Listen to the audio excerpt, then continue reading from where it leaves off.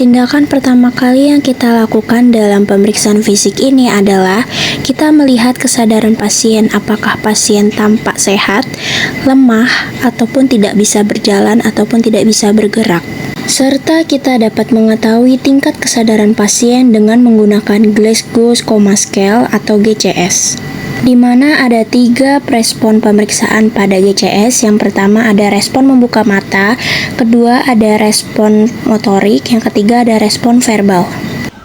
Selamat pagi Ibu. Pagi Sus. Perkenalkan, saya Saudara Gisela yang berinas dari pagi hari dari jam 7 pagi sampai jam 12 siang. Sebelum tolong sebutkan nama, tempat lahir, dan tanggal lahir Ibu. Zakia Hans Putri, Mei 2000. Baik, betul ya Ibu dengan Ibu Zakia. Gimana Ibu tidurnya semalam, apa ya ada yang sakit atau nyenyak? Ya Sus. Nyenyak. Oke, saya coba mau lihat tangannya digerakin pelan-pelan. Mau saya bantu sendiri? Sendiri Sendiri. Pelan-pelan. Seperti ini ya Iya, Sus. digerakin. Sakit nggak? Enggak Sus. Enggak. Satunya lagi. Pelan-pelan, lurusin, gerakin. Sakit nggak? Enggak Sus. Enggak, oke. Turunin pelan-pelan. Oke, Ibu. Saya di sini akan melakukan tindakan pemeriksaan tanda-tanda vital yang terdiri dari tekanan darah, suhu, nadi, dan pernapasan. Lalu selanjutnya saya akan memeriksa pemeriksaan fisik dari ujung kepala sampai ujung kaki yang bertujuan untuk mengetahui keadaan Ibu normal atau tidak, atau sakit atau tidak ya. Kita lakukan sini saja selama 15-20 menit. Apakah Ibu bersedia? Bersedia Sus. Baik, saya mempersiapkan materi dulu ya. Ya Sus.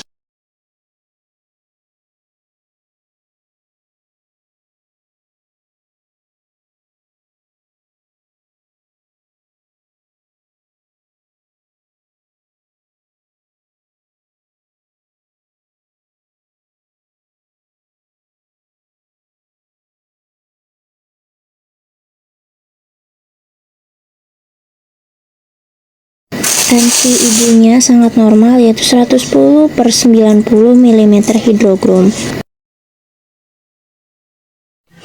Ibu, selanjutnya saya akan memeriksa suhu Ibu ya. Ibu mau bersihin ketiaknya sendiri apa saya bantu? Sendiri saja Sus. Ini sebelah sini.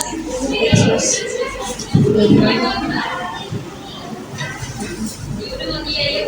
Nah, sudah selesai. Ini. Nah, ini saya mau masang termometernya. Mau saya bantu atau Ibu sendiri? Sudah nyaman? Begini, mau ngambil termometernya ya, karena sudah berbunyi. Mau saya bantu apa Ibu sendiri? Bantu saja. Saya Bu. Ibu, selanjutnya saya akan memeriksa nadi Ibu ya.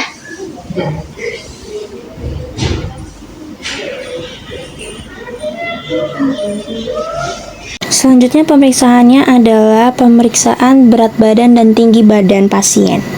Pemeriksaan ini bertujuan untuk mengetahui status gizi pasien dan mengetahui indeks massa tubuh pasien. Pemeriksaan ini dilakukan sebelum makan atau perut saat kosong.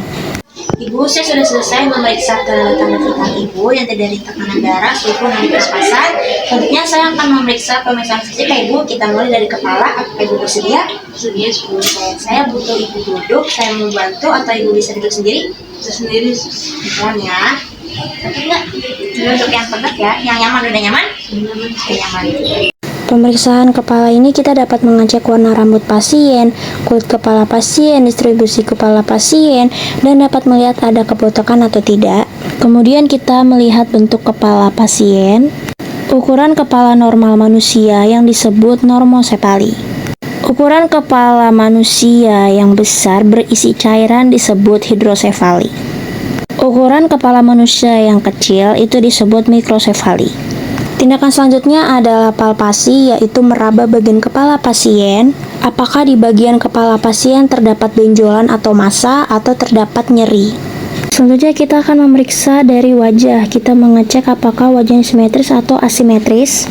Dan kita melihat apakah ada edema atau pembekakan karena penumpukan cairan. Dan apakah wajah pasien terdapat puffy face, yaitu pembekakan di kelopak mata, atau moon face, yaitu pembengkakan di area wajah yang berbentuk bulan. Tindakan selanjutnya adalah pemeriksaan head to toe pada mata dengan inspeksi, yaitu dengan melihat apakah mata kanan dan mata kiri itu simetris, dan melihat jarak antara ujung telinga dengan ujung mata, begitupun sisi berlawanan arahnya. Selanjutnya beritahu pasien untuk melek ke atas untuk melihat konjungtivanya. dan sekalian melihat sklera mata pasien. Lalu kita mengecek mata dengan pen light untuk mengetahui refleks pupil secara langsung ataupun tidak langsung. Arahkan cahaya pada mata untuk melihat refleks pupil. Pemberian cahaya pada respon normal akan menunjukkan pupil yang kontriksi di kedua sisi mata. Selanjutnya ada pemeriksaan pada hidung. Kita memeriksa apakah di hidung pasien ada sekret atau deviasi septum.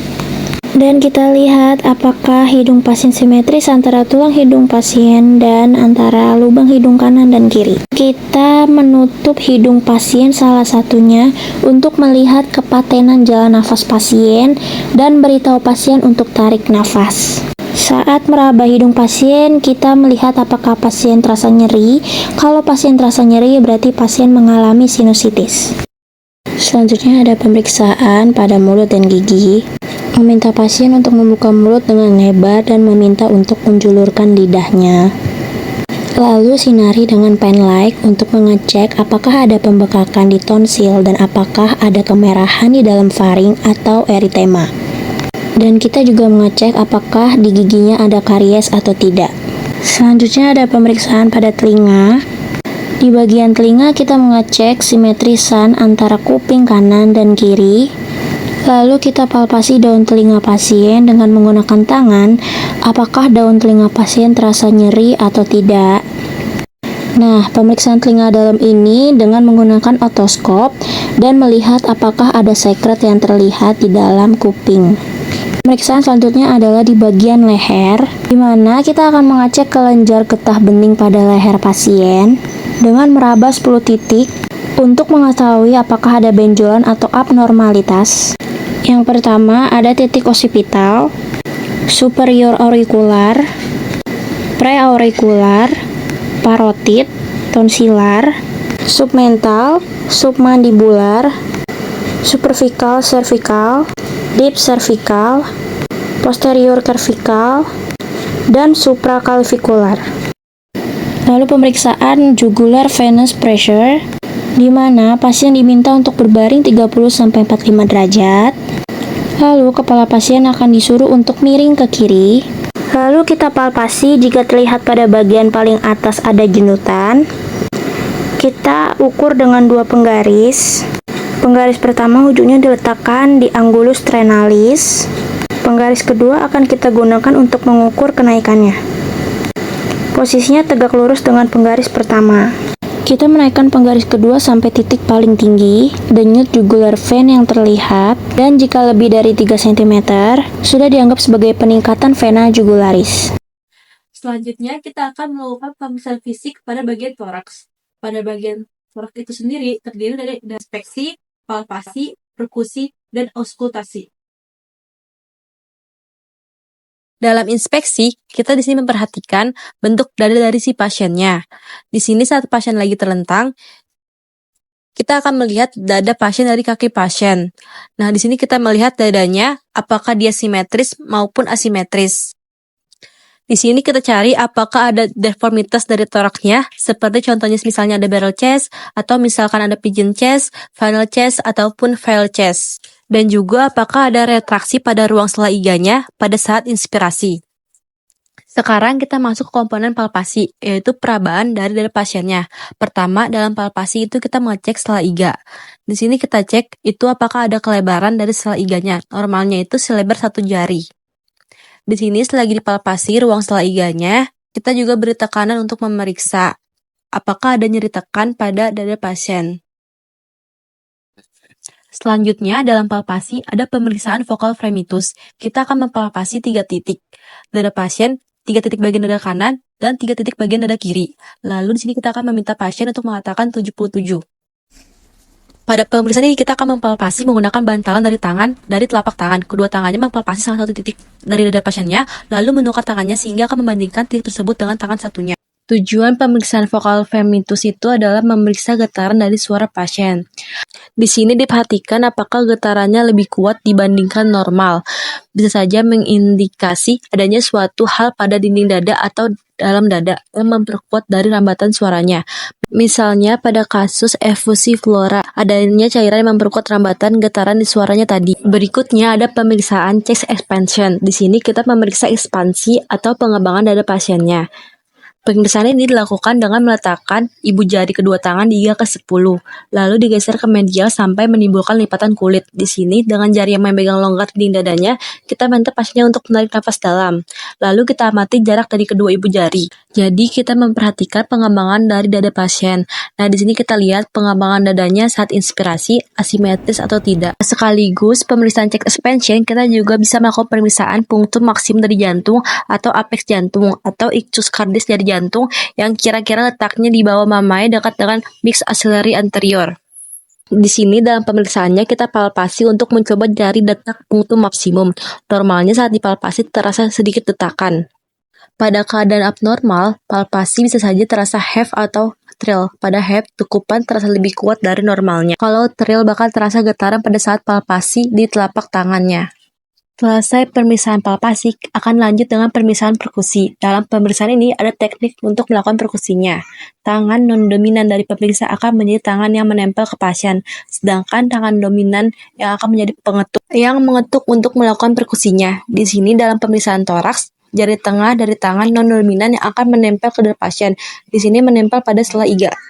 Pada pemeriksaan perkusi yang pertama dilakukan adalah mencari batas paru-paru hepar terlebih dahulu. Perkusi dimulai di ICS 2 pada garis mid clavikula, dinding dada kanan pasien. Menyusuri terus ICS. Selanjutnya pada garis mid clavikula, perkusi awalnya akan muncul suara sonor. Nanti akan ditemukan suara dul. Biasanya di ICS 6, suara sonor mengabarkan suara paru-paru yang kosong. Lalu dul ketika bertemu suara dul mengabarkan herpar yang lebih padat dibandingkan paru-paru. Setelah menemukan batas paru-paru hepar, kita lanjut perkusinya untuk mencari batas jantung. Pertama, perkusi dari ICS 5. Dari ICS 5, kita lanjut perkusi ke arah kiri. Dari sini, kita akan ketemu suara sonor sampai ketemu suara dul kembali. Suara dul ini merupakan batas jantung kanan bawah. Setelah batas kanan, kita lanjut lagi perkusinya ke arah kiri.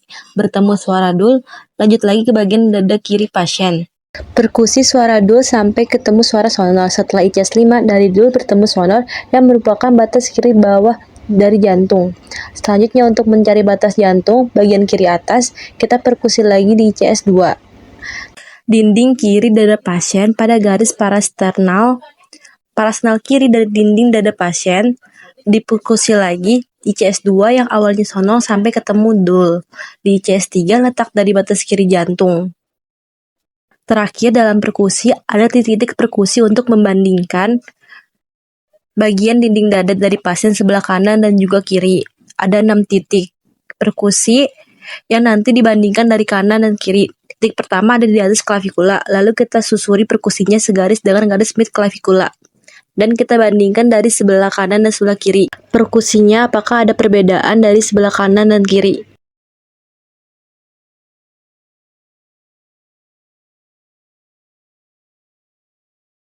Komponen terakhir dalam pemeriksaan fisik toraks adalah auskultasi, dan di sini menggunakan stetoskop kita akan mendengarkan suara paru dan jantung pasien.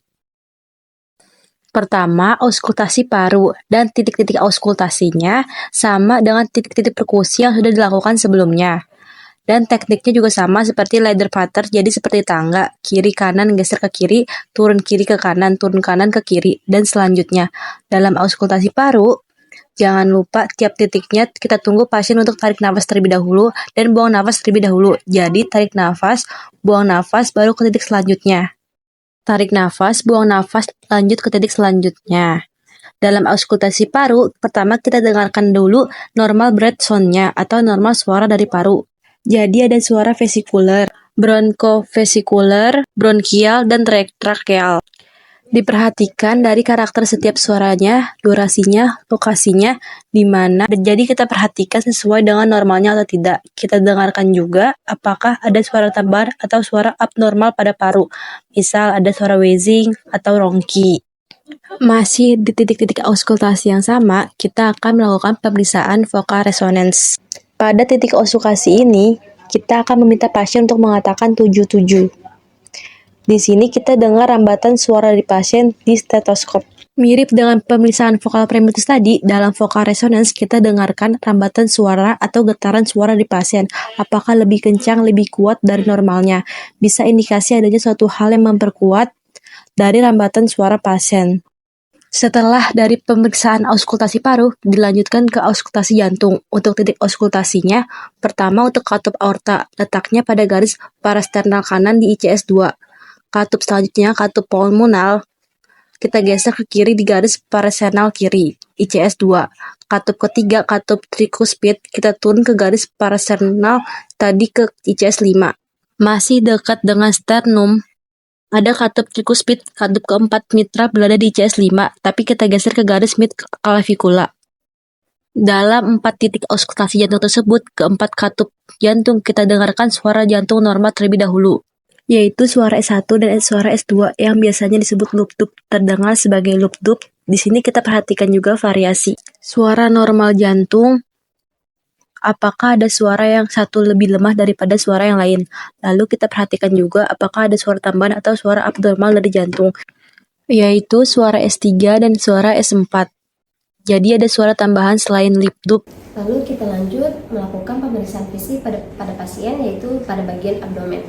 Nah, untuk pemeriksaan fisik bagian abdomen, kita lakukan inspeksi, auskultasi, palpasi, dan perkusi.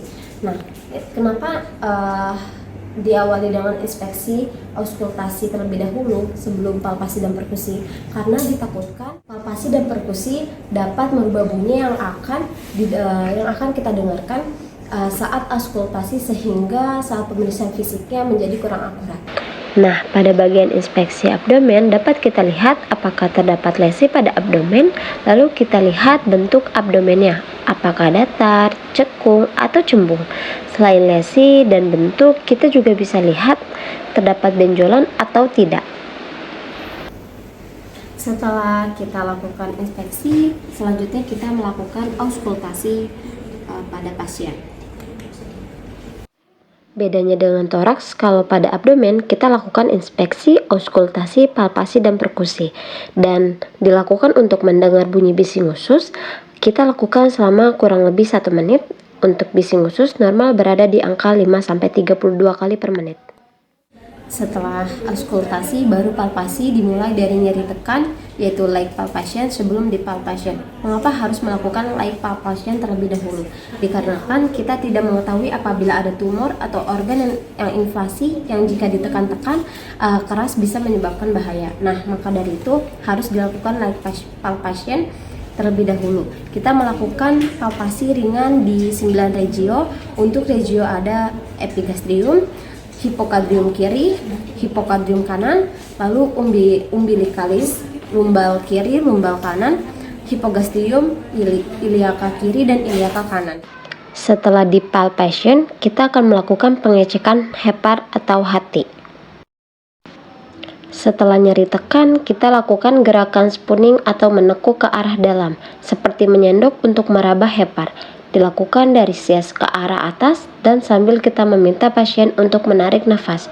Apabila terjadi perbesaran, maka kita akan merasakannya, namun apabila tidak, normalnya tidak teraba. Apabila terjadi perbesaran, kita juga nilai perbesarannya sebesar apa. Kemudian untuk lien kita melakukan hal yang sama, yaitu menyerong dari perut kiri ke atas pasien. Apakah terdapat splenomegali dari sias, perut pasien dari bawah diangkat, dan juga ketika kita melakukan pemeriksaan spleen, kita meminta pasien untuk menekuk lutut kiri. Selain itu juga kita melakukan pekak samping dan pekak pindah. Pemeriksaan pekak samping dan pekak pindah dilakukan pada perkusi. Perkusi dilakukan dengan cara mengecek apabila ada suara kepekakan atau dullness, karena pada umumnya perkusi pada abdomen berbunyi timpani. Apabila terjadi kepekakan atau dullness, maka ada kemungkinan terjadinya misalkan neoplasma atau tumor, atau dapat ditemukan cairan yang abnormal. Kemudian kita melakukan pengecekan pekak samping dan pekak pindah, di mana pekak samping kita menemukan dullness atau cairan di samping. Kita minta pasien untuk berbaring ke arah sebaliknya sehingga ekspektasi kita cairannya ikut bergerak, dan ketika kita melakukan perkusi yang dipindahkan ke arah bawah, maka dullness itu juga akan berpindah sehingga disebut pekak pindah. Selanjutnya pemeriksaan genitalia. Hal ini dilihat untuk mengetahui bagaimana kebersihan pada daerah genitalia, ukurannya, kemudian abnormalitas pada saluran perkemihannya, kemampuan BAK dan BAB. Apakah pasien mengeluhkan nyeri atau adanya penggunaan alat bantu berkemih seperti kateter atau penggunaan alat kontrasepsi dan sebagainya. Baik Ibu, selanjutnya kita akan melakukan tindakan ekstremitas bagian atas. Untuk pemeriksaan ekstremitas bagian atas sendiri, kita bisa mulai nih dengan membandingkan bagian ekstremitas bagian kanan maupun bagian kiri. Kita bisa lihat di bagian lengan atas, lengan bawah, pergelangan tangan, hingga bagian ujung jari, apakah terdapat abnormalitas. Beberapa tanda patologis yang bisa ditemukan pada bagian ujung jari atau kuku yaitu mulai dari clubbing finger, spoon nail, hingga liver nail. Kemudian, untuk pemeriksaan di bagian kuku, bisa juga dilakukan pemeriksaan CRT atau Capillary Refill Time yang berfungsi untuk mengukur perfusi arteri di jaringan perifer kita. Normalnya, pembuluh darah yang telah ditekan oleh kita akan balik 2-3 detik. Kemudian, pemeriksaan yang akan dilakukan pada bagian ekstremitas yaitu range of motion-nya, untuk mengetahui pergerakan bagian sejauh mana tubuh kita bisa bergerak. Dilakukan pemeriksaan range of motion dengan 2 cara, yaitu bagian aktif dan pasif. Berikut untuk contoh gerakan-gerakannya. Fleksi,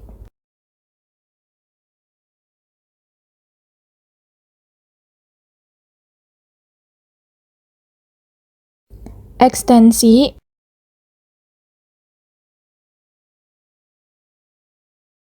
aduksi, abduksi, supinasi, dan pronasi. Internal rotasi dan eksternal rotasi.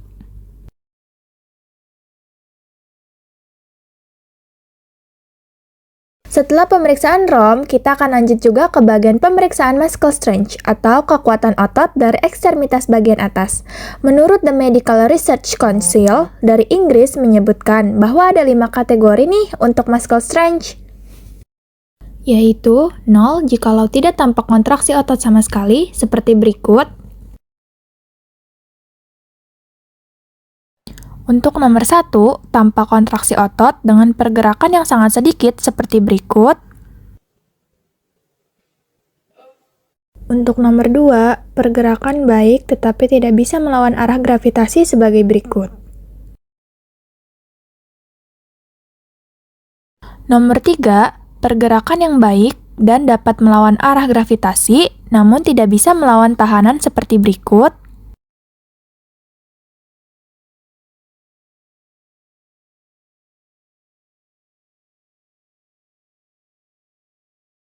Untuk yang keempat, pergerakannya baik melawan arah dan cukup untuk melawan tahanan dan tekanan. Dan yang terakhir, yang paling normal, yaitu untuk skala 5 yang bisa menggerakkan kekuatan otot secara penuh.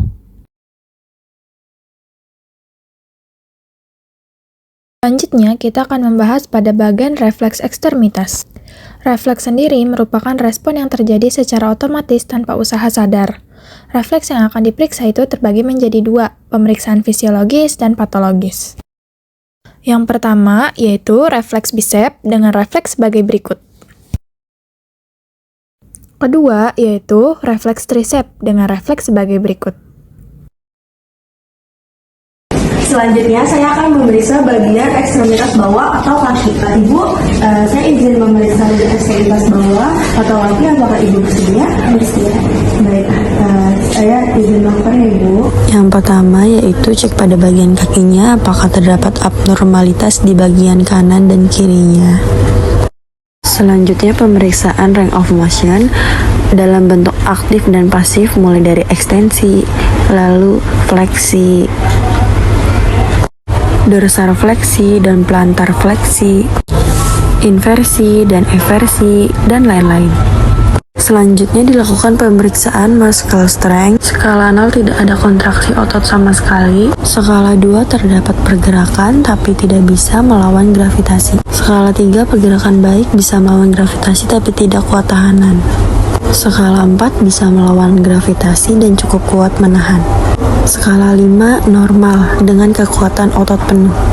Selanjutnya, refleks ekstremitas. Refleks patella sebagai berikut. Refleks Achilles sebagai berikut. Selanjutnya, refleks Babinski. Refleks Chedok. Refleks Oppenheim. Refleks Gordon. Refleks Schaeffer. Ibu, saya sudah melakukan pemeriksaan tanda-tanda vital dan pemeriksaan fisik dari kepala hingga ujung kaki. Bagaimana perasaannya Ibu? Baik, adakah yang ingin dibantu lagi Ibu? Tidak, makasih. Baik, kalau sudah jauh lebih baik, saya permisi ke ruang nurse dulu Ibu. Bila perlu ada apa-apa, tinggal cek darah ada di samping atau keluarga Ibu bisa ke ruang nurse station. Permisi Ibu.